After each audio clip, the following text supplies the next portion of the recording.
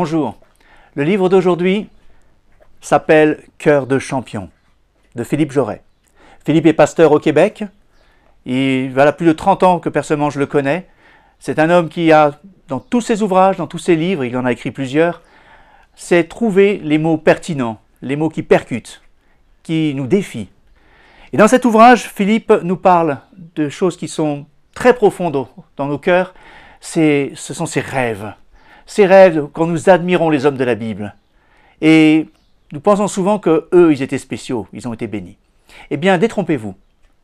Philippe prend plaisir, je dirais, au travers de 10 points, à décortiquer plusieurs personnages de la Bible qui ont marqué leur histoire, qui ont marqué leur temps, qui ont marqué, je dirais même spirituellement, mais qui ont vécu des choses que vous et moi, nous connaissons tous. La souffrance, l'échec, la détresse, les difficultés, l'envie d'abandonner. Bref, Philippe veut nous parler de la résilience. Qu'est-ce que la résilience? La résilience, c'est la capacité à se relever, à reprendre place après avoir encaissé un grand coup.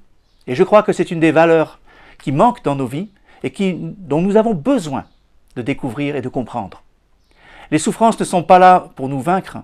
Dieu les permet souvent afin de nous forger, afin de nous fortifier, afin que nous nous relevions et que nous soyons aussi forts, si ce n'est plus, que lorsque nous sommes tombés. Nous sommes tous parfois découragés. Dieu ne veut pas que nous en restions là. Le découragement, la souffrance ne sont pas des signes d'échec. Ce sont des réactions tout à fait normales. Et Philippe aborde avec sagesse, avec pertinence et fondement biblique, des points qui vous aideront, vous et moi, à avancer. Chaque chapitre se termine de façon très concrète avec des questions, des remises en question qui vous permettront de voir à quel point vous en êtes, dans quelle étape nous en sommes et où nous pouvons faire des progrès. Un livre que je vous recommande fortement.